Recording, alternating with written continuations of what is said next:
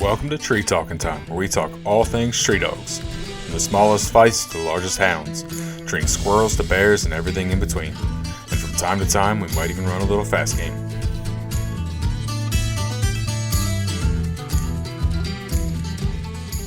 I grew up around dogs my whole life. One of my earliest memories, and it's a funny thing. My dad wasn't much for hunting, and never had any hunting dogs. But my grandmother on his side, they was dog people. Okay. And my great grandfather had foxhounds and coonhounds. My grandmother's brother, he had coonhounds, and one of my earliest memories of my life is they come and got me out of bed one night. I'm talking. I was a little fella, before I was ever in kindergarten, and got me out of bed in the middle of the night, hauled me all the way out to my great grandpa's house to show me a coon that the dogs had treed in a hollow tree. That's awesome. And I can remember it just like it was yesterday, almost, old carbide light and all. Mm-hmm. And that may be what started it for me. Do you remember what was going through your head at that young age? No, I don't really remember that.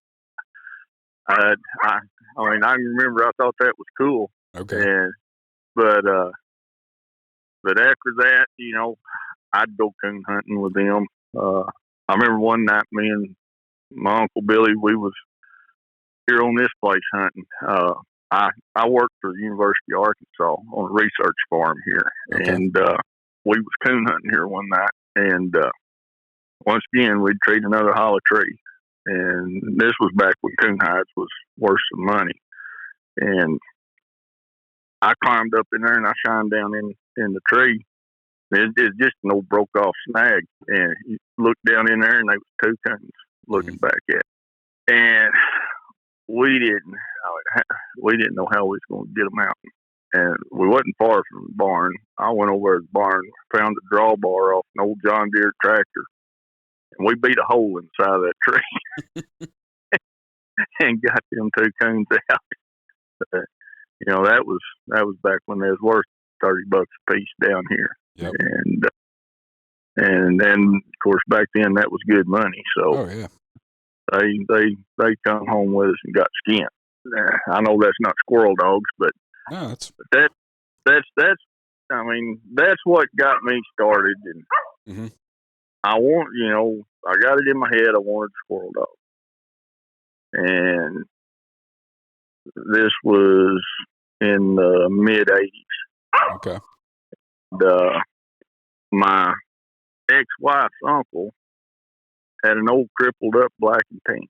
And he said, she'll treat squirrels, take her. So my first squirrel dog was a black and tan hound. And I hunted her and then figured out she could tree a coon. And I switched. I went to coon hunting. I several years. Mm-hmm. And then finally decided I was going to get back to the squirrel dog aspect of it. And I went and found me a pup, and a little dog called Spaz, and I started him, and it's been going ever since. I guess that was in about 95. Okay. Well, Todd, how about we pause here, and why don't you introduce yourself? Oh, okay. I'm sorry. That's all right. My name, I'm Todd Coles, live in Batesville, Arkansas. I've got the booster line of Feist. Been breeding this particular line for about 25 years now. Okay. And like I say, you may have to lead me here. That's all right. Now, one question I wanted to ask you, when you said you started coon hunting as a kid with your uncle, and what kind of hounds were you guys running? He just grade hounds. Okay. The best dog he ever had, actually, he got from me. My stepdad was a dozer operator, and he bought an old dozer off a guy up here at Mountain Home, it's a couple hours north of here, and up that close to the Missouri line. And we was up there. Of course, we had to work on it to get it going. And I'd go up there and help him work on that dozer. And there's this little old red bone looking Jip running around there, just a pup. And the old boy we bought the dozer from gave her to me. Cool. I brought her home, let her run around. Of course, I was a kid, and wound up giving her to Uncle Billy, and she made the dangest dog. Tree coons all night, squirrels all day. And for a hound type dog, she was pretty unique. On squirrels, she wouldn't open, and if a squirrel took off running timber, she'd go with it. Not quite the stay put dogs you see today. No, she was a nice little dog for a hound. I wouldn't mind having a bunch of them like her running around now. Yeah, those old ones that you can't get back, and you didn't breed, or stuff like that. Of course, I've not been too guilty of not getting one bred that I should have. I've been fortunate enough to do that.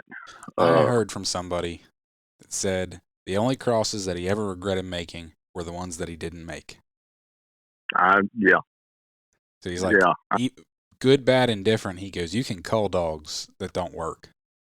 He's like, the only crosses I've ever regretted are the ones I thought about, and then I decided not to do. And then he's like, later I thought about it again, and I'm like, I should have done it.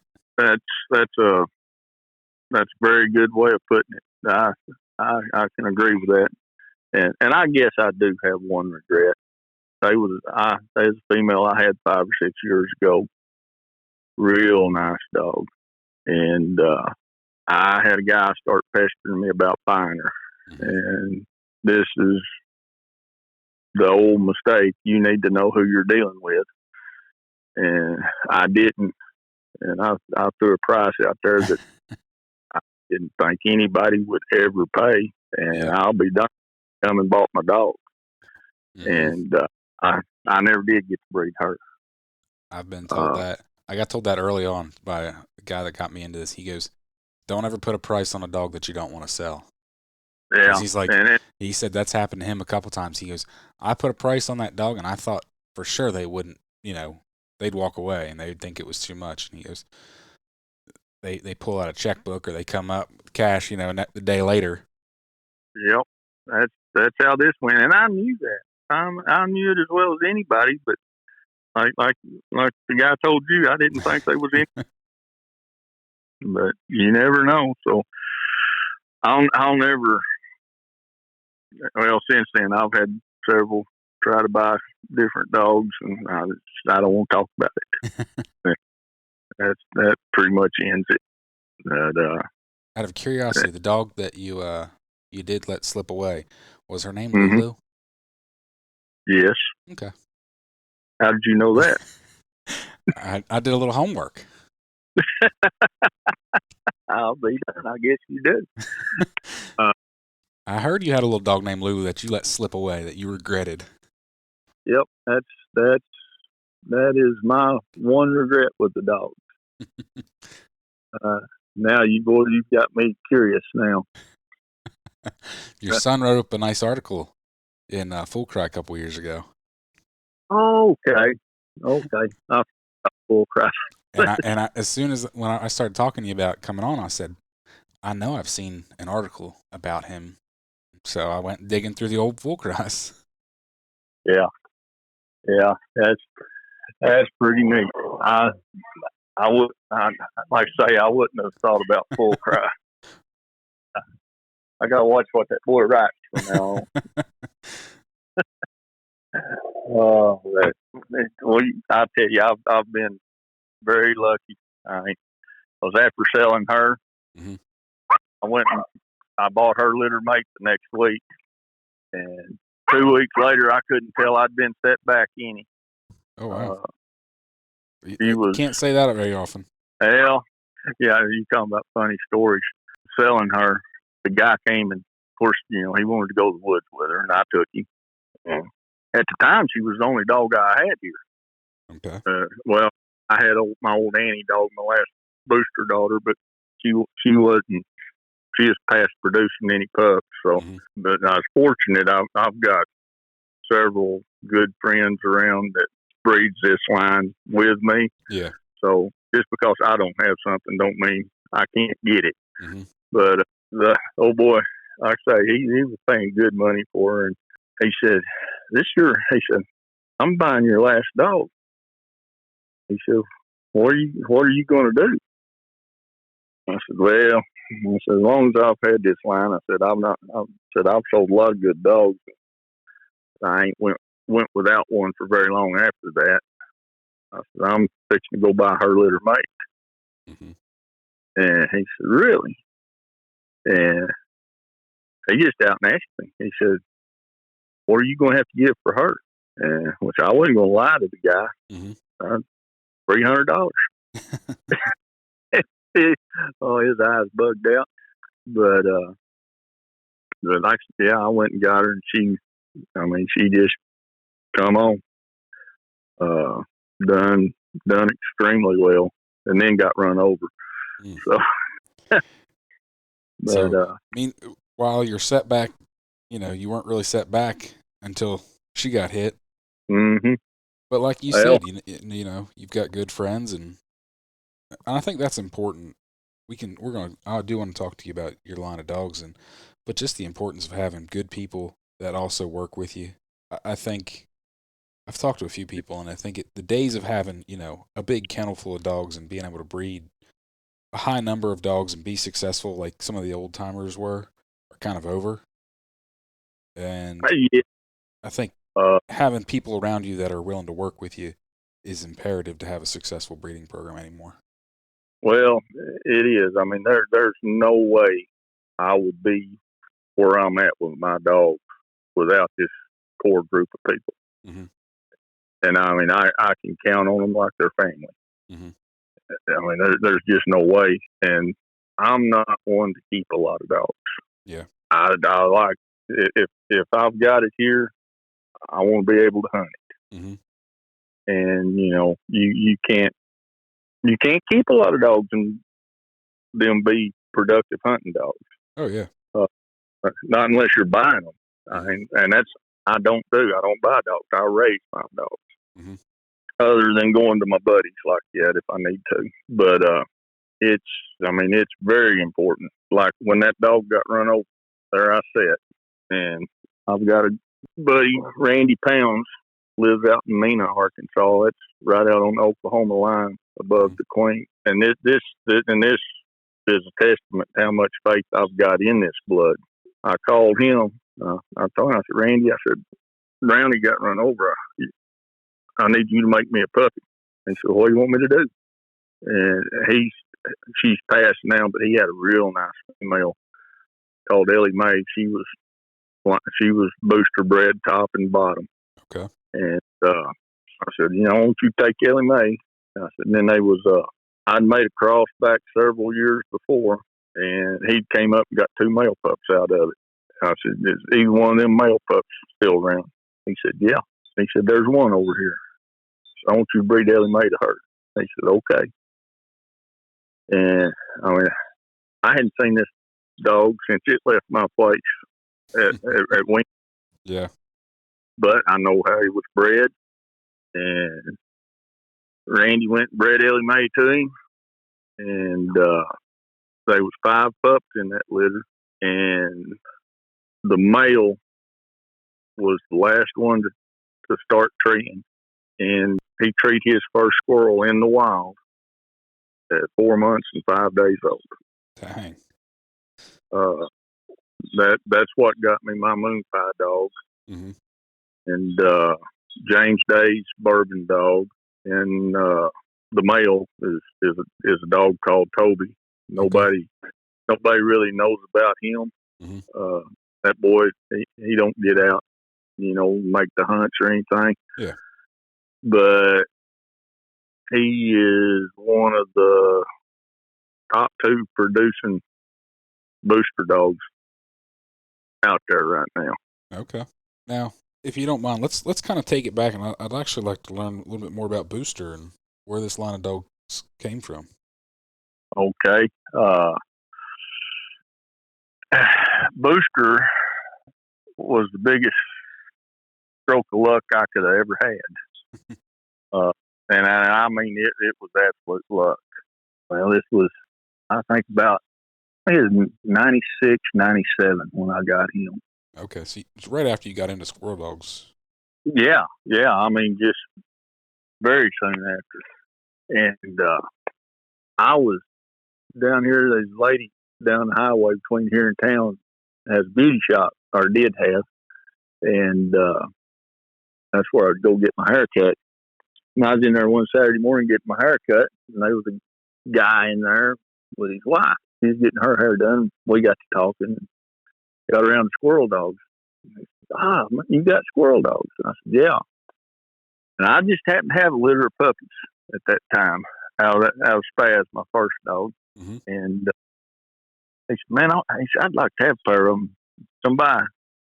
And he said, okay. He said, let me take my wife home and I'll be back by there. So he took her home, come back.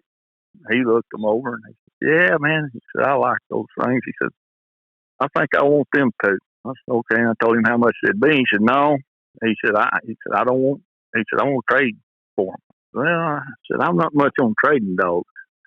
Oh, I got this dog. I said, I don't want your dog. And he kept on. He said, I got a video of him out here in the truck. He said, you need to look at it. And he wouldn't quit till we got that video, come in the house, put it on the VCR.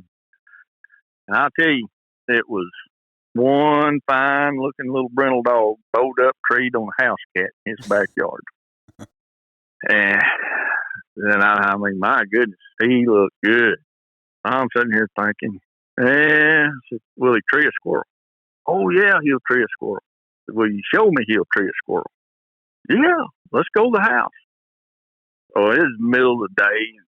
We loaded up, went over to his place, and turned him loose. And you could say he halfway treated a couple of squirrels. Okay. I mean, but dadgum, he was a good-looking dog. And as much drive as I've ever seen in one. I got to thinking about it. I thought, two pups that may or may not ever tree for one that's halfway treeing. Yeah. And I told him, I said, I may regret this. I said, but I'm going to do it. And I asked him, I said, what is he? How's he bred? Whatever. He said, I don't know. He said, I got him from Mac McClendon down in Benton or Bryant, whichever one it is, down there below Little Rock. And he said, I think he's got something to do with some dog they call Streak, in which, that was when Streak was riding high. Yeah. Said, really? He said, yeah. I said, well, okay. I said, do you have his phone number? He said, yeah.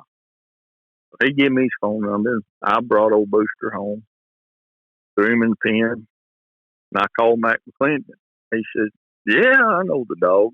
He said, and the first thing he said after that, he said, he'll never make a dog. Why'd he say that? Well, I'm telling you, he was wild. I mean, wild and crazy. You couldn't keep him you could not put that dog in a pen for 4 or 5 days in a row and turn him out and expect good things. Okay. I mean, he was wound that tight. But we went on talking about him, and he said, said he's straight off a streak. I mean, he was You're saying Streak. I'm guessing you're saying Smith Streak, the mountain cur. Yes. Okay. Yes, Smith Streak. And he said, yeah, he's off the Smith Streak. I said, well, what was his mama? Oh, I don't know. I said, where'd you get him? He said, well, I got him out in Tennessee from a guy named Jake Parsons. I said, well, do you have his phone number? He said, yeah. So I get off the phone with him. I'm calling Jake Parsons. He said, yeah. He said, he called him Luke. He said, that's old Luke. And come to find out, his mama was a dog called Parsons Baby. Okay. Which at that point in time didn't tell me anything. Mm-hmm. But went on, and I was full cry and World Dog Central was starting up on the internet. Yep. And all that, and first one thing and another, and, yearbooks. I seen these River Run dogs, and man, I really liked them. And just, I had never hunted with one, but I was seeing them, and I was really liking what I saw. Mm-hmm. And through all that, I got acquainted with Tim Cosby down in Alabama. He was, after Harrington, the guy that actually started the River Run line. After he got out of the dogs, Tim was pretty much the go-to guy for River Run. Okay. And I got acquainted with him, and we got to talking. And they built their kennel, River Run did, on basically, well, their old male dog, River Run JD. And but they was two old females they had, River Run Jewel and River Run Ruby. And in my opinion, those two females is what made the River Run dogs. And you'll understand why. Because after visiting with Tim, I got educated on what Parsons Baby was. Okay. She was a litter mate to River Run Jewel and River Run Ruby. Okay. And so there I've got what I consider the best of the Feist mm-hmm. and the best of the cur dogs at that time. So I really got interested in Booster. And I started, I was hunting him, and I'll not lie. First month or so, I was hunting him. I had him in my crosshairs 2 or 3 times and just had to make myself not pull the trigger. That's the wildest, craziest dog I ever seen. Mm-hmm. But after he settled down and seen that he wasn't just going to live in a pen, he started settling in. He'd run a deer, smoke a deer, come around, you not be paying attention, slip in behind you and feel something, look down, he'd have his leg hack pinned down your leg. Just wild. And but the more I hunted him, the more he traded. Okay. And have any shocking collars, tracking collars, thing like that back then. If I could run him down and head him off, I'd give him a good whooping. But other than that, that's it. But he just, 3 or 4 months of hunting, he quit that. All he just straight, and just like a machine. And he would, but I still thought he was crazy because he would do things like I've never seen before. He'd tree a squirrel here, you'd kill it. He might take 5 big jumps and boom, land treed over here, and you're like, Booster, come on, let's go. We've killed this squirrel. Or you'd be standing there talking to one of your buddies, be there for 10 minutes, leaned up against the tree talking, and him come in just as hard as he could go by you to the next tree over, or sit down on his tail, just sliding and scooting up to the tree with his head thrown back, and how. Booster, you crazy dog, let's go. But for some reason, one day I started looking at a squirrel. and liar out of you. Yeah, and the crazier it looked with him, the more apt they was one to be there. He would come near missing one, trailing it up and treating it. But that crazy stuff, you better get ready to shoot. That's funny. That's the type of dog he was, and how he was bred. And fast forward to now, what I've got is I've line bred him and River Run. Okay, I was going to ask you that. So basically, my dogs are Streak and River Run cross. Okay. And with the River Run, you get another curveball. The old Ruby, Jewel, and baby dogs, Harrington had a Kimmer Cur female. that she was straight off a Gold Nugget and Blondie 3. Okay. And he was going to breed her to JD.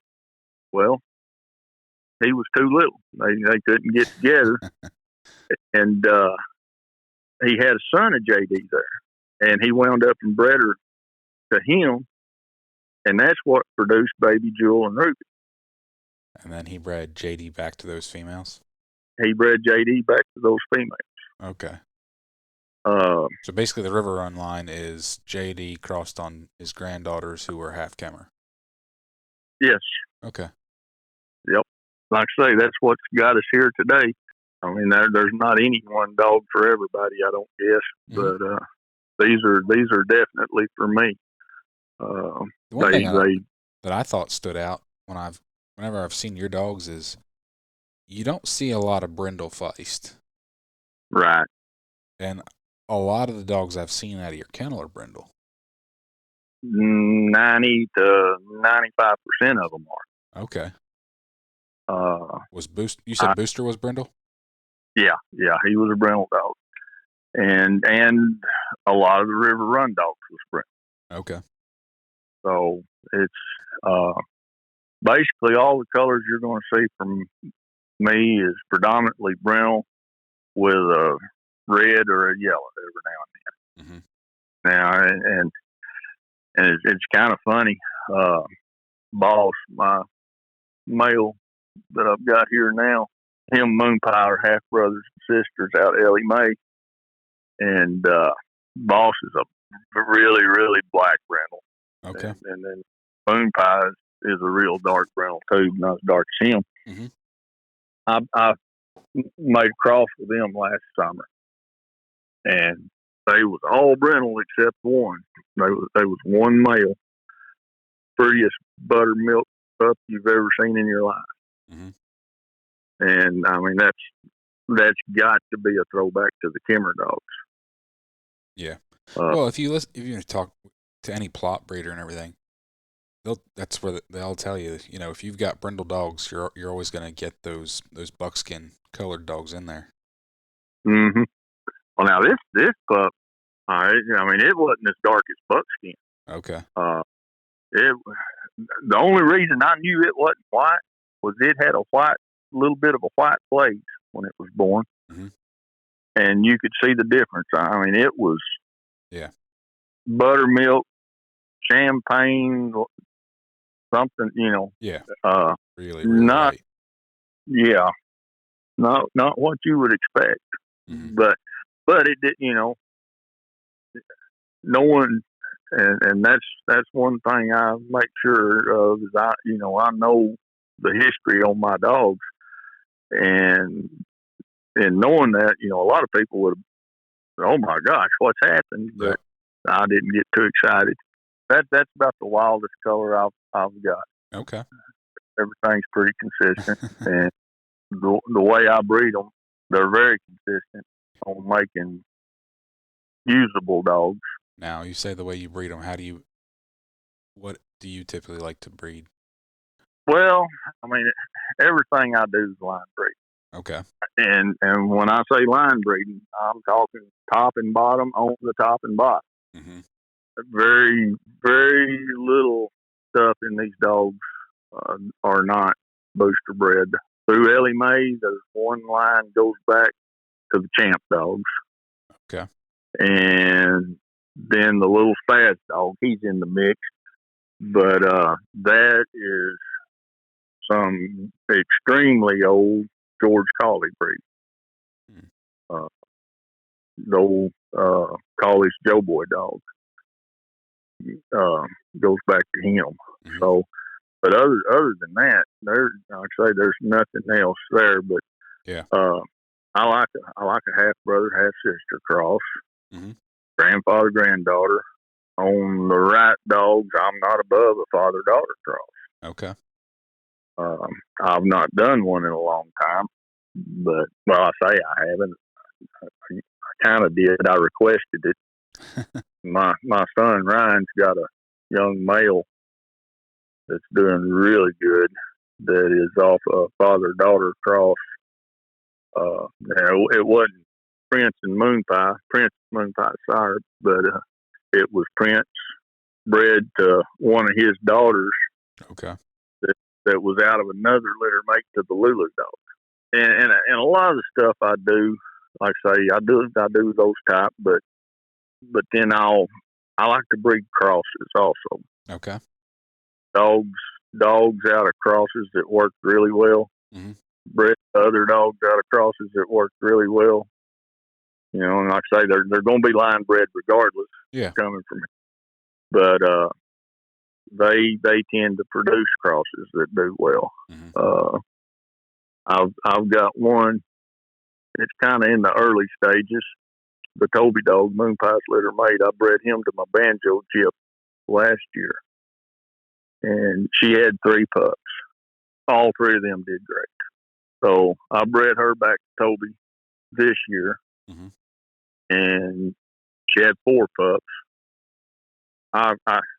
Which I didn't keep any of the other 3. That's why I did it this time, so I could have one. Kept a little female out of that, and she just turned 4 months old week before last, and she's already treed a squirrel on her own. Nice. And there's a boy. I say a boy. He's younger than me. He's got a male, and he's been killing 3 or 4 a day to that pup. Nice. That's the type of cross I'm looking forward to breeding in the future. So it sounds like you like a lot of consistency instead of like the freak. Yes. I'm not going to make a cross that I'm expecting 2/3 or more of to be worthless. Mm-hmm. I'm just, I mean, I know it works, and you get those dogs, but I'd rather know that I'm going to turn out something that somebody's going to be happy with. Yeah. Now, have you ever crossed your dogs outside of your line? You know, yeah. Somebody brings in a female, and how do they cross on outside stuff? Seemed to do fairly well. Old Booster, it didn't matter what you bred him to.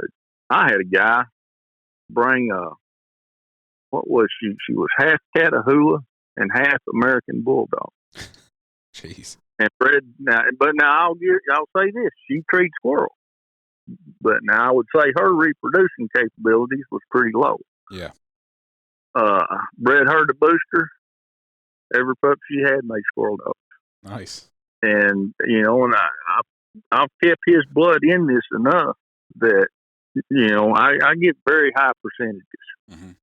of making squirrel dogs, and I take a lot of pride in that. Yeah. There's not a lot of people can do it, mm-hmm. and I don't think you have to have booster dogs to do it. Yeah. I think you just need to have what you like and breed it a certain way. Yeah. To keep. I saw pedigree on some of your dogs, and that's what I saw is that you, like you said, top and bottom, you keep line breeding, and you're not really making outcrosses, so right. You're keeping all that pretty tight. I'm as close to an outcross right now as I'll probably ever be. I brought up the Kimmer dogs and Gold Nugget and Blondie 3. Mm-hmm. I've got a female here right now. Just had an ultrasound done on her last night, and she is bred. She's a full Kimmer. Okay. Calvin Boutte mm-hmm. down in South Louisiana that's got the Cajun squirrel dogs. She belongs to him. It's a little venture me and him's doing. And but every line in her pedigree, except one, goes back to Gold Nugget and Blondie 3. Yeah. And we've got her bred to my boss dog right now. Okay. Of course, this is, I expect them to do very well, but mm-hmm. it's all an experiment. But that is my idea of an outcross. Instead of going to something totally off the wall out there, just dive back deeper in the pedigree. Yeah. And that's about as deep as you can go now. Mm-hmm. And plus that is some blood I've never added back. I'm very curious to see what it does. Definitely. She's a nice dog. I really like her. as tree-minded a cur dog as you'll ever see. Lots of wind and ability. Mm-hmm. And I'm not for sure where that's not where the wind and ability in my dogs come from. Well, just thinking about this, Booster was basically 3/4 cur dog. Mm-hmm. So how big was yep. he? He was about 17.5 inches tall, and in good hunting weight, he'd probably weigh about 28 pounds. Okay, so he was on the bigger side for a Feist. Yeah, I mean he was. I actually ATFA registered him, mm-hmm. and then was NKC registered as a Feist. Yeah, and he never threw big dogs. Interesting. You would have kind of thought, especially early on, maybe that you would have had a little bit more variation in size. You would have. I mean, I never got anything that wouldn't Feist register. Mm-hmm. Come close. Owen Brayson down Mississippi. That's another kind of funny story. I met him at a competition hunt up here. I had Booster with me, and he had his old East Bowley Duchess dog. She was a pure river run dog. Okay. Her mother was Jewel, and her daddy was out of JD and Ruby. And she started bleeding the day of the hunt. and we'd never met before. I mean, he's from Picayune, Mississippi, down there just above New Orleans. Here I am up here. Before the day was over, he left her with me so I could breed her to Booster. We made that cross, and that turned out his East Bowley Duke dog. Okay. I reckon that he turned the world upside down there in Mississippi for a while. And then I wound up with a female out of the cross called Laney. And she was super nice. She wound up and died early on me. Ooh. And I got one litter out of her, but it was a good one. Well, that's good. And everything I've got except Boss. Everything I've got here except Boss is carrying that blood. Okay. And you know, and that's something that I get a big kick out of. You know, back late 90s, early 2000s, I didn't think they could have a competition hunt without me being there. I mean, I was all of it that I could make. I was just about to go that route. I was wondering about competition hunting. Yeah, well, I mean, in 2001, I won the NKC World Hunt with Skittles. She was out of Booster and a 3/4 river run dog. Wasn't long after that, my son, he got in. He wanted to play t-ball and this and that. And unbeknownst to me, when my wife signed him up, she signed me up to coach.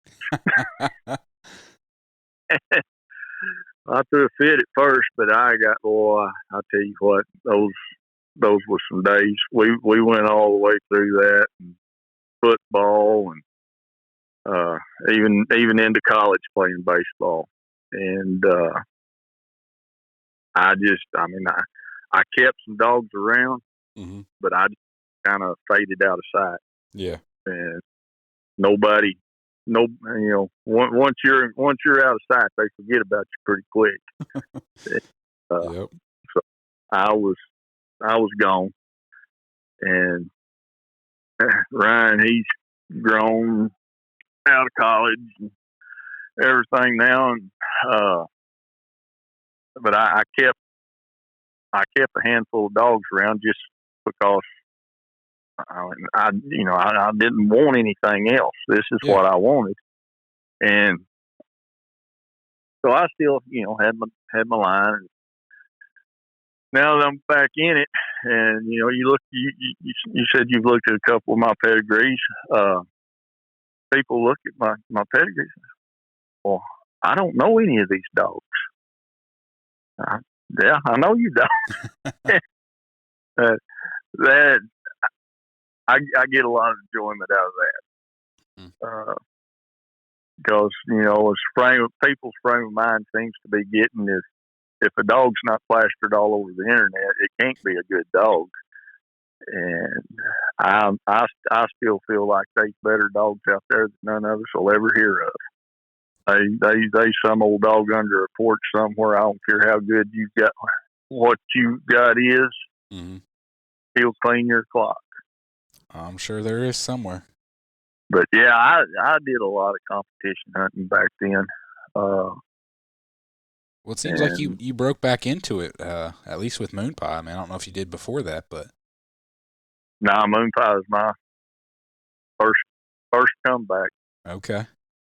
Well, heck, she made a splash. That's why I kept a few dogs around all those years. I think it makes a lot of people mad sometimes because, and I'm not saying this in a bad way, really, because I mean there's a lot of good dogs out there. Yeah, they're but I'm not interested in them. Mm-hmm. They don't fit what I'm doing. Yeah. You know, I sat back and looked at what Robert Kimmer done with the Kimmer dogs, and what Jody Mullins has done with the Feist dogs, his Mm-hmm. Feist dogs. And you know, it may never happen, but I kind of try to follow their pattern. Yeah. And you know, it's what I've got is what I've got, and I'm going to make do with it till I can't stand it. But right now, I'm pretty happy. That's what matters. And you know, I say I raise my own. It surprises a lot of people. I've had people ask me before, you know, what have you spent on dogs to get to where you're at? That'd be hard to even calculate. I bet it'll surprise you. I'm just saying, over the years, all the dogs that you've had, you know, yeah, you're not buying dogs, but right, maintaining dogs, and well, I don't count maintaining dogs. I mean, I'm going to maintain dogs regardless. But no, they talking about, you know, what I've actually spent on purchasing dogs. Oh, probably not much. Now, I think I'm up to a grand total of about $1,200. Yeah, let's say early on you probably spent, and that was probably pretty early. Yeah, it was. I mean, except for the $300 I spent on that brownie dog to replace Lulu. Yeah. I mean, it's been nothing. Mm-hmm. Now they're not the type of dog. I don't think they would do well in today's NSD hunts. Mm-hmm. But they tend to be pretty honest dogs. Okay. And when they've got that midday round that you've got to go back on, you're out there with one of them treeing machines, and circle points move you on. Yep. An honest dog don't stand much of a chance. Mm-hmm. So I kind of stay away from that stuff on that account. I don't like to walk the trees that I don't see game. Mm-hmm. No, I understand. I respect that. I'm not a big competition hunter. I understand it. I respect people that take it seriously, and that's what they want to do. And it takes a certain style of dog to win those, whether that's a squirrel hunt or a coon hunt. But I don't necessarily find those type of dogs to always be the most enjoyable. I'm not saying they can't tree game, because in order to win, you have to tree game. Don't get me wrong, but sometimes that style of dog just is not my style of. Yeah, I know a fella. He's got a nice little Feist dog. He went to one of those hunts, and it was a terrible, terrible day. Mm-hmm. It was terrible. Drew out, and his little dog treed the only squirrel that was seen that morning. Mm-hmm. That moved him to the midday round. Well, like I say, he's a nice little honest squirrel dog. He didn't get a bunch of circle points on that middle round, and got put out. Mm-hmm. Well, they went on that evening, and they was not a squirrel seen in the middle round. Mm-hmm. It was all circle. Went on back out that evening for the winter. Still not a squirrel seen. Jeez. That little dog treed the only squirrel seen all day, and didn't play. I guess I'm backwards, but I'd think he'd be the winner. No, I understand. It sounds like I've got a lot of dogs. I own 8 dogs. Okay. That's how many? Mm-hmm. And it's a handful. They sound when all of them tree in your yard at night. It sounds pretty good. Yeah, it does. I happened to see a video of all of them treed one night. They sounded pretty good. Yeah. You don't ever know what you're going to get into around here. Which brings me to a point. It appears that you let your dogs run loose a lot. Is that the case? I do. Okay. I do. A lot of people don't do it. Like I say, it causes problems. I don't have that with mine. And that'll get me to another thing here in a second. My dogs, they know. Now, like a young dog, I've got a little. She stays treed around here all the time. Okay. I mean, just all the time. But she's a young dog. Mm-hmm. She'll quit doing that here before long. My older dogs, they'll be laying around here in the yard. Yeah. I can walk out here. I can do whatever I want to do. I won't pay no attention or whatever. Mm-hmm. But if I walk out with a gun, it's on. Yeah. They know what's happening then. These dogs are extremely smart. Mm-hmm. In fact, anybody gets a puppy from me, within about 3 weeks or so, I'll get the first phone call. And it's the same thing every time. This is the smartest puppy we've ever had. And I mean, they're almost border collie smart. Okay. Moon Pie, when it's her day, she is a holy terror in the woods. One competition hunt with her, she scored 1425 plus. Ooh. In one. We was rolling. Yeah, I'd say so. And this is something I've never taught her. It's just me and her know each other well enough. But like when that cast was over, mm-hmm. everybody leashing their dogs up and trying to drag them out of the woods, and it was a thick man where was that. I just say, Moon Pie, we're done. Stay with me. And she'll walk out with me like she's on a leash. I don't care if you're 2 miles from the truck, you'll never have to say another word to her. Dang. Boss, she'll do. But I mean, they're just that way. And I think a lot of that has to do with the Kimmer dogs. Mm-hmm. But I think the biggest place it comes from, and I'll say this is speculation, mm-hmm. because, so far back you don't know. Yeah. But with these river run dogs, you breed tight, sometimes you'll get some long-haired dogs. Okay. And when you get the long-haired dogs, they look just like small farm shepherd dogs. Yeah. And where these dogs originated from, see, you had Robert Kimmer, you had Carl Smith, and you had Jerry Arnson. They all lived right over in the same area in Tennessee. Well, there was another guy there, and I cannot remember his name. I want to say it was Strunk, was his last name. But he was right there in that circle with him. And, 25, 30 years ago, he wrote the column for Full Cry that was called Old Time Farm Shepherds. Okay. So I could very easily see that being the main source of the intelligence in these dogs. Mm-hmm. They'll scare you sometimes. But anyway, ask me another question. I don't know what you. No, this is great. I really have enjoyed learning about your dogs, and honestly, looking at them, I honestly would never have guessed that Booster was 3/4 cur dog, and because Moon Pie, I mean, she looks, I don't know, 18 pounds maybe. She's a little heavier than that. Okay. I think the last time I weighed her, she was like 22. Okay. Well, she's got some leg up under her. She's not, but she's not. Yeah. Doesn't look real heavy. No, she's not. Now, Boss, he's a little on the bigger side. He's kind of like Booster was. Mm-hmm. Back right now, and I'm not talking about letting my dogs run loose. Boss if I'm gone or at night, he's in the pen. I mean, Okay. You don't know where he's going to wind up. So I keep a little closer tabs on him. Yeah. But there's been a couple of crosses last couple of years. I've been concerned about being too small. Okay. James's little bourbon dog, she's a litter mate moon pie. And,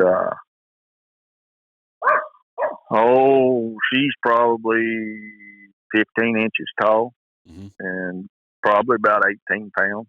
Gotcha. I don't want a big dog, but I kind of like to push the limit a little bit. Yeah. I mean, it don't take a big dog to tree a squirrel, but there is some advantages with coyote populations. Oh, yeah, definitely. I want something more than a mouthful for them. But I've got that little birdie dog I was talking about. Stage tree dog time around here right now. She's kind of small, and she's back to the breeding aspect. How she's bred. Her mother is a dog called Sis, and Sis is out of Boss and Moon Pie's litter mate sister. Okay. So that's a half brother, half sister cross right there. I bred Sis back to Prince, Moon Pie's daddy. That's grandfather, granddaughter. I got a grandfather, granddaughter cross on a half brother, half sister cross. Yep. I believe she is the fastest dog I've ever owned. Okay. Oh my goodness. I hunted her a little bit last winter, and like Moon Pie's fast. And she's really fast. And you check your Garmin on her after a hunt. You hunt 2 or 3 hours, and her average speed's going to be 7.5 miles an hour or a little better. And that's pretty good. This little birdie dog, she'll push 10, and I mean just flies with her nose straight in there. I don't know how she don't run into things.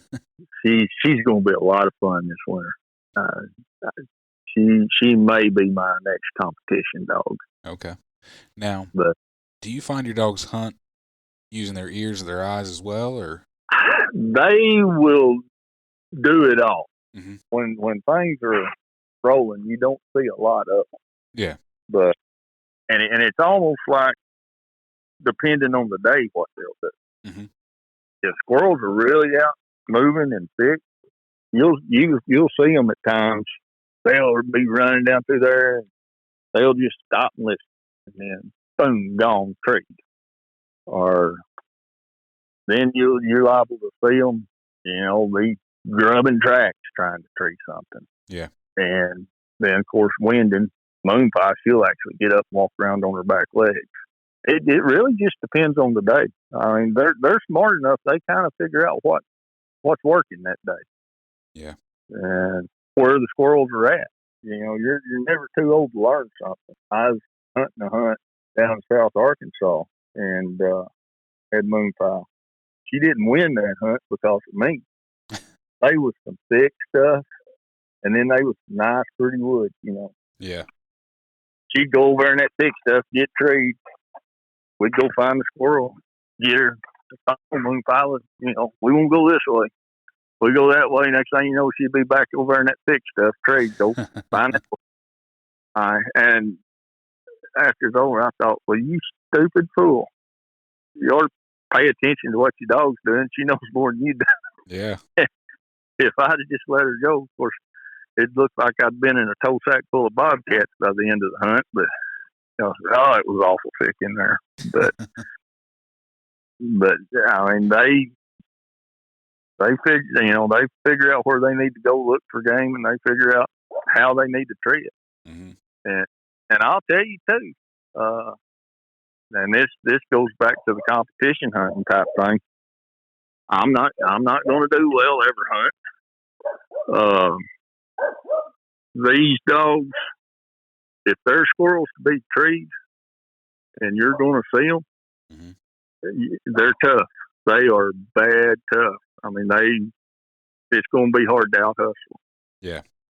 You deal with one tree and you just stay there and see where they're at next tree. But if there's no squirrels, they're going to make 3 or 4 big rounds, and then they're going to come back and say, look at you like, yep, fool, we don't need to be here. And that's, that ain't for everybody, but that's one that I like that. I would much rather have that is to walk to 15 or 20 trees and to a dog just out there treeing when you know you're not going to see anything. Yeah. Now, how far out do your dogs typically hunt? It varies. Like Moon Pie, she's normally a 200 to 300 yard dog. She will bump it on out a little further. Mm-hmm. Now, Banjo and this little wild birdie dog, which Banjo's getting better, but it ain't nothing to have to beat them back your direction at 600-800 yards. Okay. And, I don't know how far they'd go if I didn't do that. So they'll get in there a little bit. Yeah. Boss, he was that way when he was younger. Mm-hmm. But and I think it's just more of their intelligence and comes with age. They learn the hunting style and they just kind of settle into it. Yeah.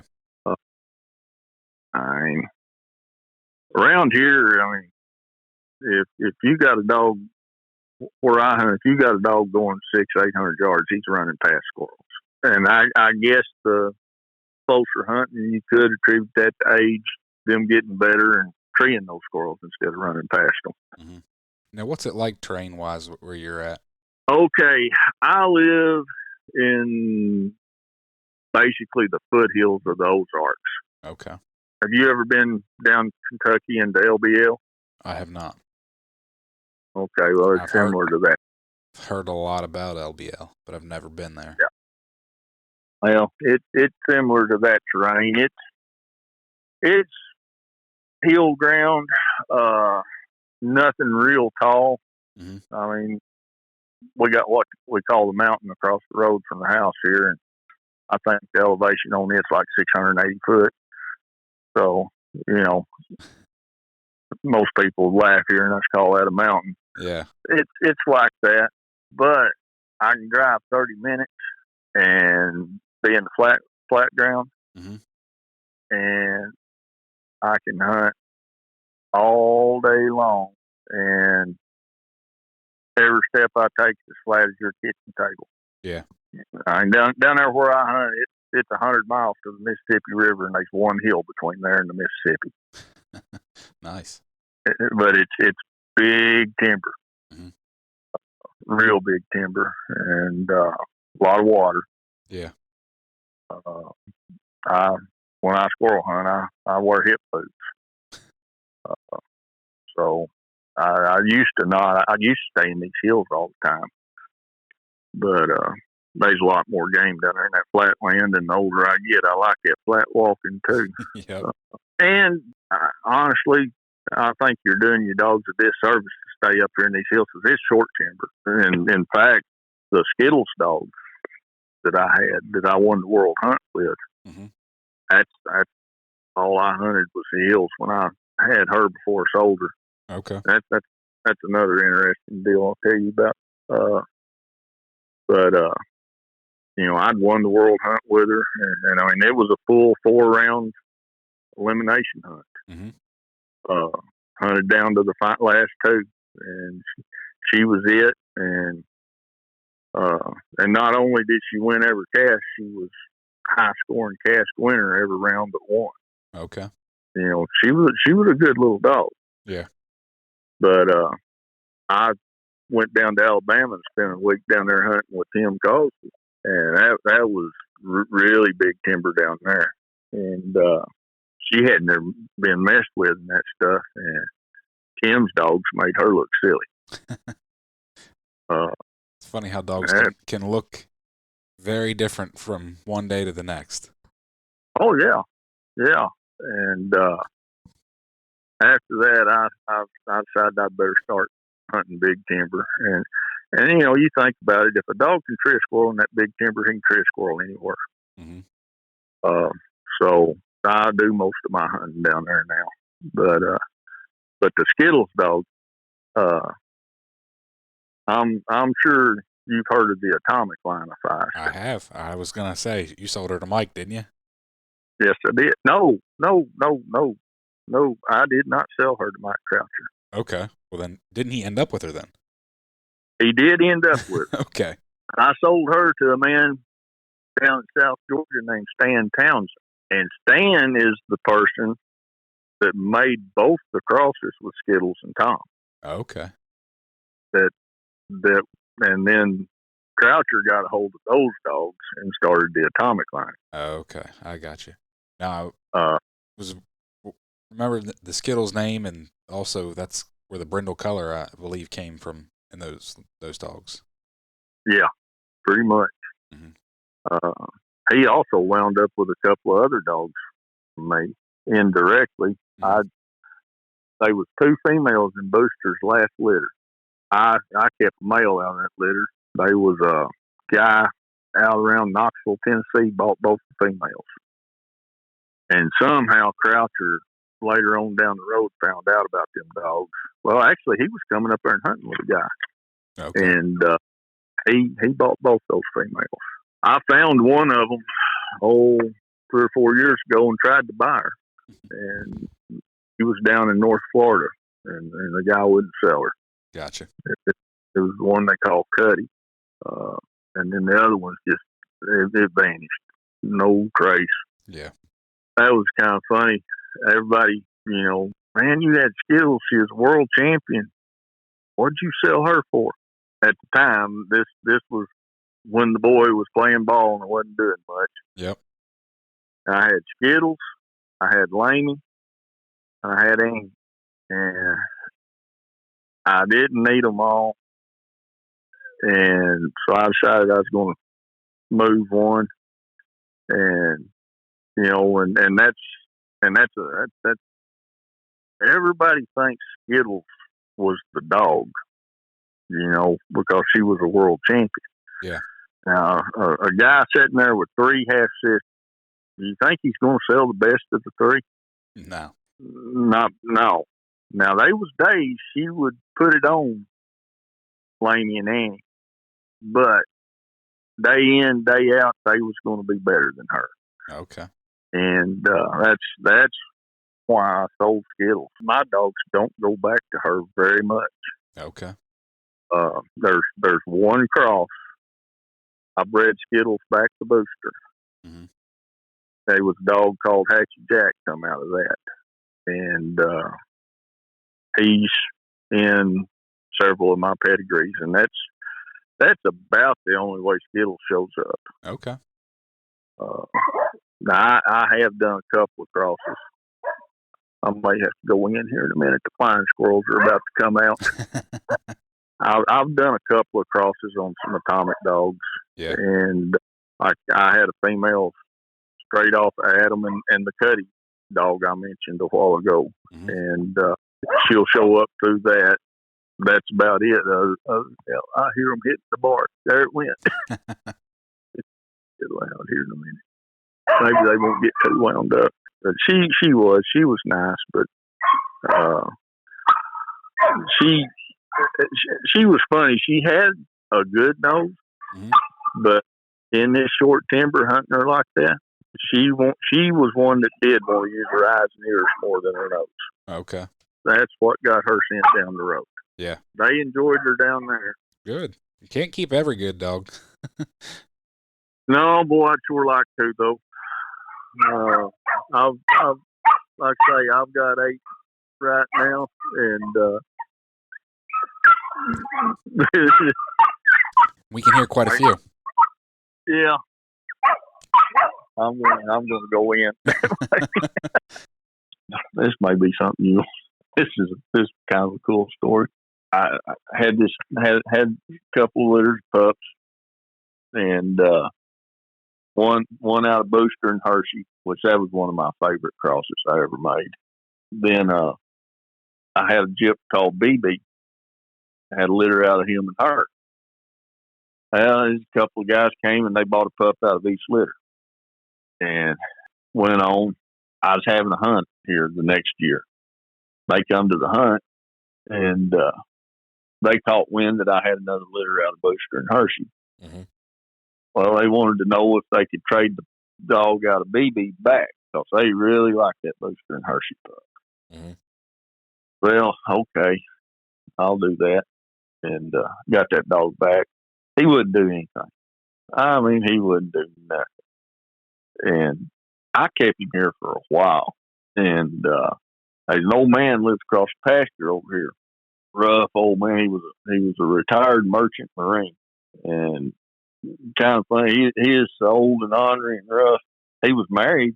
His wife lived in New Orleans, and he lived up here. And they just go see each other every now and then. And but anyway, he always kept some kind of old dog around. Had an old blue tick hound. I heard it died. I seen him up at the store one day at dinner. Asking us, Mr. Sawyer, do you like a dog? Well, he cussed every breath, and I won't repeat what he said, but it all turned out, yeah, he wanted the dog. And I took that dog over and gave it to him. And I was done with him. Mm-hmm. It rocked on, and it'd been a year or so. And it got to where every time I'd have something come in heat here, he'd show up. I'd either call Mr. Sawyer and he'd come get him, or I'd load him up and haul him back over and take him home. And I was out here one day, heard a dog treeing out here by the house. And this will tie back into Skittles too. It was that dog. Mm-hmm. I didn't recognize it. I walked out there and there he was, locked up on a squirrel. I said, well, I'll be darned. And he hung around here, and I didn't know it. That joker, he got in the pen and bred Skittles. When she won that world hunt, she was 3 weeks from having puppies. Oh, wow. But anyway, I called Mr. Sawyer. And I said, Mr. Sawyer, your dog's still is back over here. He went to cussing. And when it was all done and said, he give me the dog back. he said, he won't stay at home. He said, you keep him. You sure? Yeah, you keep him. He said, I don't want him. Okay.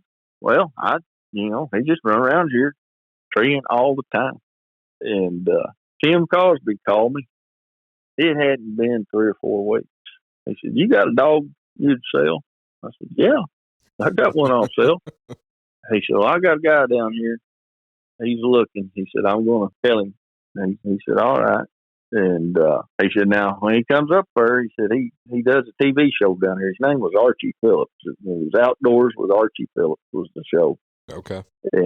And he said he's probably going to want to film the hunt and everything. He said, but he'll come there and check the dog out. Sure enough, he called me. I told him what I wanted for the dog, which I messed up. I priced him at $1,500. I should have hunted the dog. He'd have paid $3,000 easy for him. He was that nice. Yeah. But he came up and we spent one evening and all the next morning filming Boots and Skittles hunting. And he bought the dog and went back to Alabama. Nice. That's pretty wild. That old dog showed back up, and Mr. Sawyer, he was mad at him, done, didn't want him back. Yep. But I learned a lesson on that one too.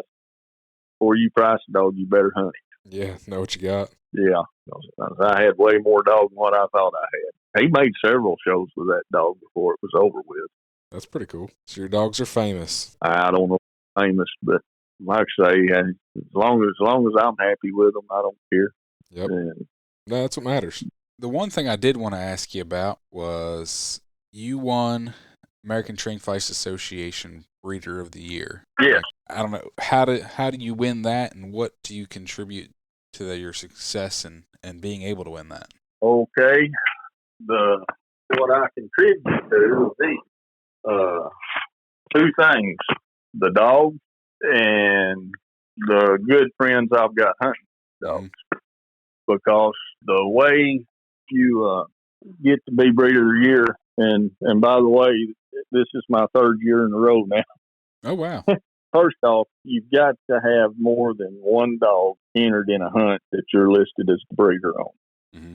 Because every set of ATFA papers list a breeder. Yeah. So you got to have more than one dog. And as these dogs are entered in the hunts, you get breeder points just like you get champion points. Okay. For placing, and at the end of the season, whoever's got the most breeder points is breeder of the year. Gotcha. So that's how that comes to be, and the same as dog of the year. Mm-hmm. Your whatever championship points you get, that goes to dog of the year. Gotcha. Last year, Moonpie was dog of the year. Banjo had a shot at it this year, and I couldn't wait to have a puppy out of her and Toby, and I bred her, and she missed a couple of hunts. So she was in the running. Even missing hunts, she placed 5th or 6th overall dog of the year points, something like that. But yeah, I've got James Day, Chad West, Tony Key, Owen Brayson. I'm forgetting somebody. Cody Wise. I've got several hunting these dogs. Mm-hmm. And like I say, we don't chase the money hunts. Yeah. We stay with the ATFA stuff. There's a lot of traveling involved in ATFA. Yeah. Just looking here at Moonpie's accomplishments, you got multiple Arkansas regional hunts. You got Kentucky, Mississippi. I think I read somewhere that a Missouri hunt was her first hunt. She won. I think she was like 13 months old. Yeah. That wasn't planned, but it happened. But she's had quite a career with ATFA. But now she's done. Once they make Grand Squirrel champion, there's nothing left for them. Okay. So done, and she is also an NKC Squirrel champion. Mm-hmm. Very nice. I don't pursue that much. Way the ATFA hunts are, we've got one hunt a month, starting in October, going through March. Okay. And especially with the traveling involved in it, that's enough for me. I like to hunt. Yeah. So, and honestly, I wouldn't do the ATFA stuff, but that bunch that does the traveling and makes all the hunts, they're such a ball to be around. Yeah. It's kind of like we're all family now, and we just go to see each other. Mm-hmm. Everybody wants to win, but nobody gets too bent out of shape if they don't. That's always good. It's stuff goes on there that you don't see anywhere else.